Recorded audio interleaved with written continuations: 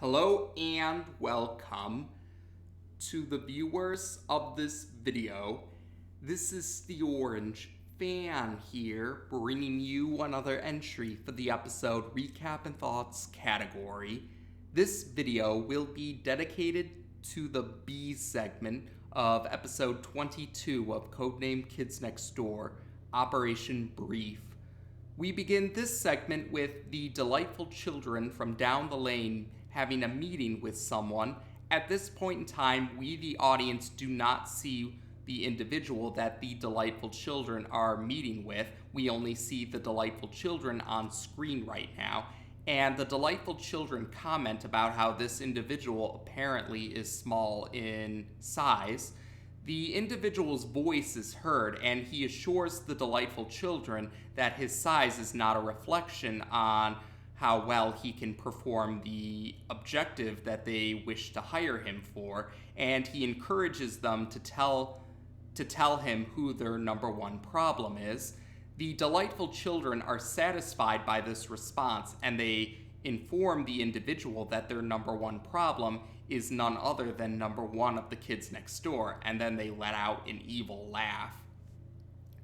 We then head to the Sector V Treehouse, where we see the Sector V operatives have returned from 9 missions over the course of 2 days.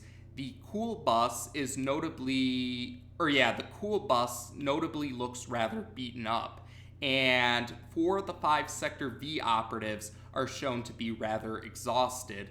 Number 1, on the other hand, though, is full of energy, and he's very excited from all the missions that they've been going on, and he wants to go on another mission for the thrill of it. In his excitement, Number 1 trips over a package, and he notices that this package has a sticker with the Number 1 on it, indicating that it's a package for him. Number 1 at first thinks that maybe it's a present from Kids Next Door Global Command for his track record as Sector V's leader, but when he looks inside of the package, he quickly tries to encourage his teammates that they should probably head off to bed right now. But Number 4 takes a chance to swipe the package from Number 1, and he gleefully reveals the contents of the package to the rest of his teammates, a pair of underwear.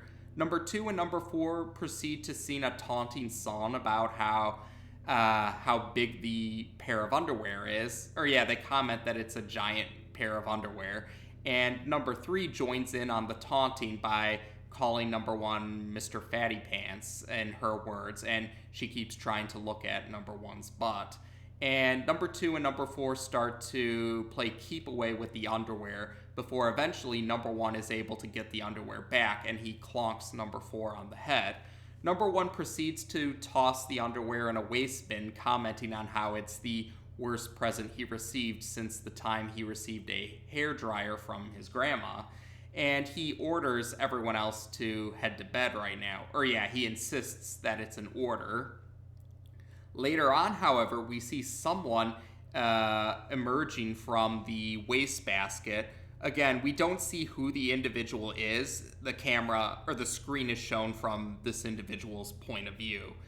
And eventually, though, whoever this individual is arrives in Number 1's room, and we do hear the individual's voice. He's the same individual who met with the delightful children earlier, and he makes his presence known to Number 1, who wakes up in surprise, and Number 1 questions who this individual is. Now we, the audience, get to see who this individual is, and it turns out this individual is the pair of underwear. Yes, this individual is sapient underwear, or living underwear, and he introduces himself as Mr. White before he lunges at Number 1, beginning his attack against Sector V's leader. Meanwhile, an alarm goes off within the treehouse, but the alarm is not for the intruder. It's because they're about to receive an on-screen call from another Kids Next Door operative. This operative happens to be number 65.3, and he mentions that this message he has for them is along the lines of a code red alert message, something along those lines, but in any case, number 65.3 says because of how important this message is, he can only read it when the sector leader is present. In other words, they need to have number 1 present in order for number 65.3 to read the message. So the rest of the Sector V operatives try to get number 1 so they can hear the message from number 65.3. But what happens is they see number 1 fighting Mr. White, and when they arrive, Mr. White is on number 1's face, but they don't see that Mr. White is living underwear. As far as they can tell, it looks like number 1 just has a regular pair of underwear on his face right now, and the rest of the Sector V operatives think that number 1 has gone crazy because of all the back-to-back missions that they had in such a short time frame.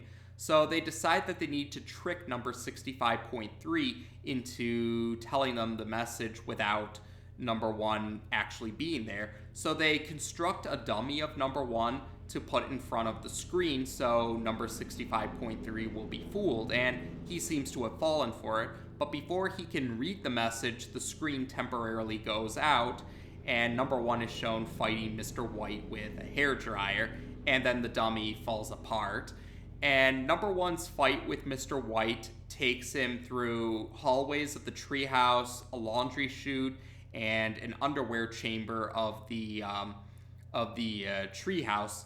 And it's in the underwear chamber where the hairdryer gets unplugged because there is a really long cord for the hairdryer, but it was far enough where it ended up being pulled out of the socket that number 1 had plugged the hairdryer into. So number 1 has to just fight Mr. White without the hairdryer now. And Mr. White comments about how he took up the position he has because he doesn't like how many kids, in his point of view, treat their underwear poorly.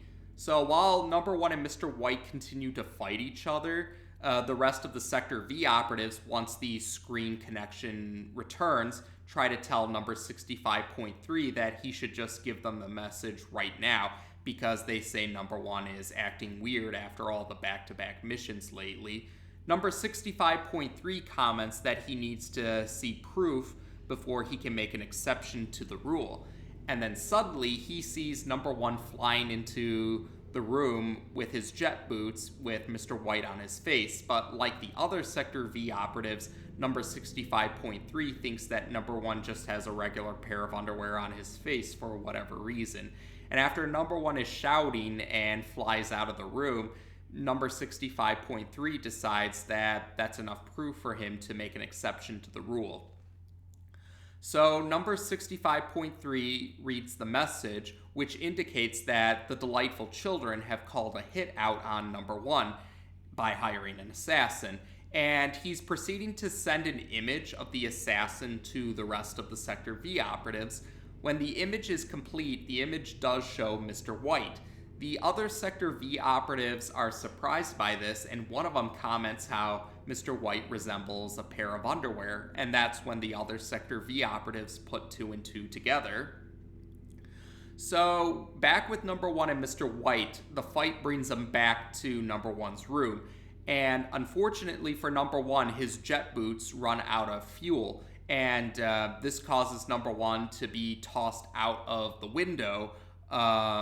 So yeah, he's tossed out the window, and number 1 is just holding onto the edge of the treehouse right now. And because his jet boots no longer work, he doesn't have a way to fly back to safety. So number 1 can only hang on for dear life right now.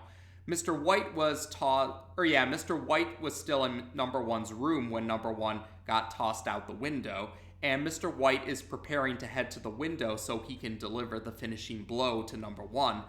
But during the fight, the drawers from number 1's dresser were pulled out of the dresser, and Mr. White happens to walk by them, and he stops when he sees that the drawers have number 1's underwear neatly folded and neatly organized. Mr. White decides he can't eliminate someone who treats their underwear with such care, so he decides he wants to help number 1 now. So he jumps towards the window and tries to tell number 1 that he's going to help him, but he words it along the lines of how he's going to get him, which could be taken in a malicious way. and that's how the other Sector V operatives take it. So they have 2x4 technology, the other Sector V operatives, and they're taking aim towards Mr. White. Mr. White tries to assure them that he's trying to help Number One now, not trying to attack him anymore, but the other Sector V operatives aren't convinced. Mr. White tries to plead with them to trust him because he's the only one who can help Number One at this point in time. Number 3 eventually decides to trust Mr. White, and she encourages the rest of her teammates to trust Mr. White as well. So Mr. White jumps down to help Number One just as he loses his grip on the edge of the treehouse. So Mr. White's part of Mr. White's elastic hooks onto a twig on the tree of the treehouse, and he encourages Number One to grab the other part of his elastic. So Mr. White stretches and snaps back like a rubber band, which causes Number One to be flung back into the treehouse, and Number One comments about how Mr. White saved his life. So next up, we're in the medical chamber of the Sector V Treehouse, where Mr. White is resting in a bed, and the other Sector V operatives are present. Number 3 tries to assure Mr. White that he'll make a recovery, or make a full recovery in time, and she also can't resist taking another chance to comment about Number One having a big butt, and that frustrates Number One. But Number One is still grateful to Mr. White for helping him out, and Number One questions if Mr. White can keep a secret about him folding his underwear, and Mr. White assures Number One he can keep the secret because he says being a pair of underwear is all about privacy, or he words it along those lines anyway. And Mr. White also answers the Sector V operative's questions about what he's planning to do now that he intends to retire. And he says he'll retire to a condo he owns in Florida, apparently, but he also says that he's going to call some friends of his to do a favor for the Sector V operatives. So the next scene takes us to the mansion of the Delightful Children, and the Delightful Children hear someone at the door. When they answer the door, though, they only see a package, and they're happy to see a present, but they're confused when the inside of the package shows a pair of tube socks, and that's how we end this segment. So this segment could be considered a Number One spotlight appearance, and I've noticed how some fans consider this segment to be on the weirder side, and that's pretty much because of Mr. White, the sapient or living pair of underwear who only appears in this segment. Yes, I don't believe Mr. White has any cameo appearances later on either. I think this really is his only appearance throughout the series, if I'm not mistaken. Now, as for the idea behind this segment, the credits mention that there's actually 3 writers. Yes, there were 3 writers credited for this particular segment.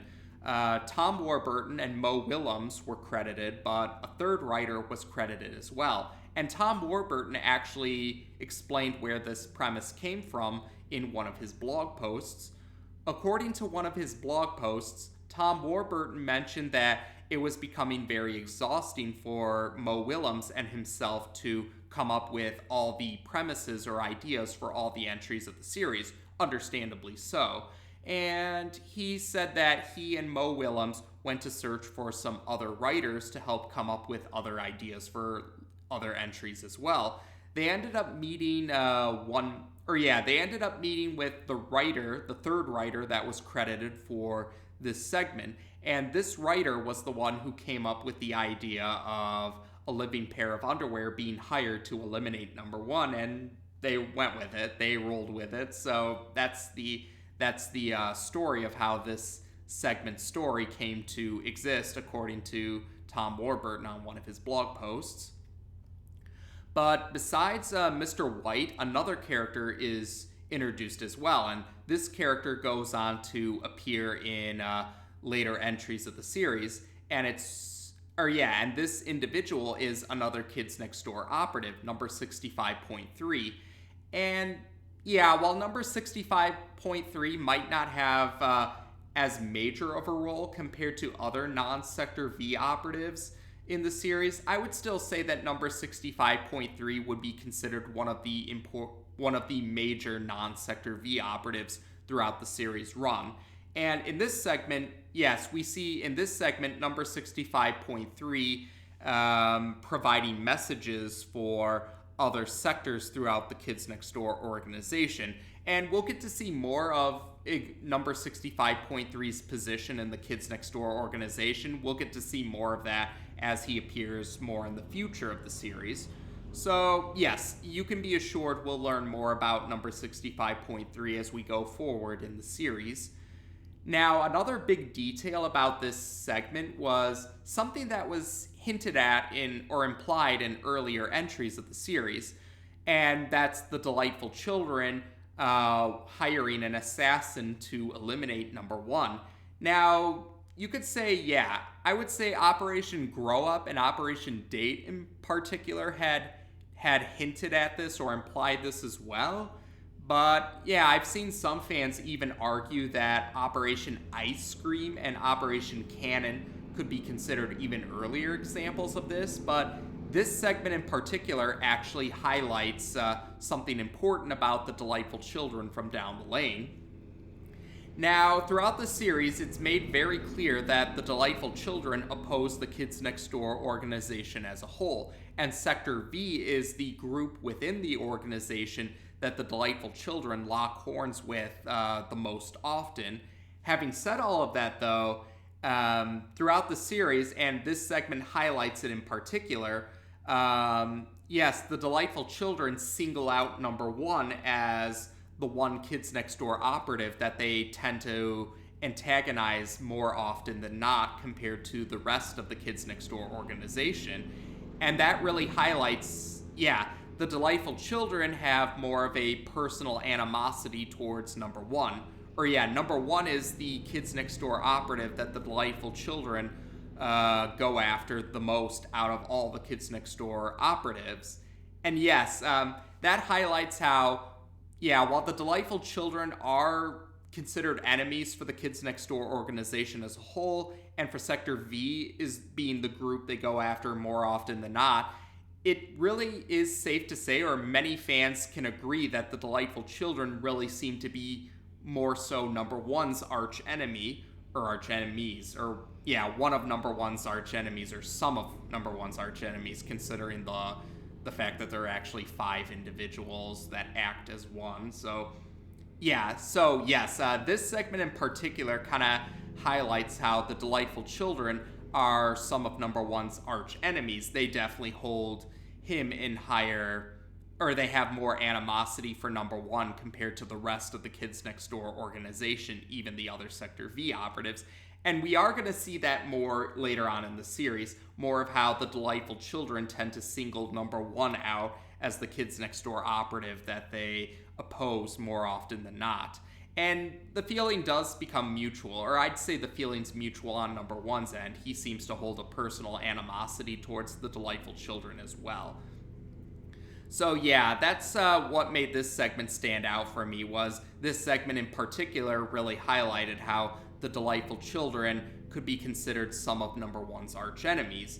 It's similar with Father as well. Father is considered one of the most one of the most dangerous enemies of the Kids Next Door organization as a whole. There really is one other enemy who could be considered more dangerous than Father, but we haven't been introduced to that enemy just yet. But yes, while Father is more or less considered the major enemy of the Kids Next Door organization as a whole, you could argue that Father is also more so number one's arch enemy in particular, or that Father has a more personal animosity towards number one. And we will eventually find out, or it will eventually be made clear who the other individual that could be considered an arch enemy of number one is. That identity of that individual will be made clear in time. So otherwise, though, there we go for this particular segment. So we do get to meet another, or this features a character who could be considered an antagonist that highlights the weirder elements of the series even within the context of the series.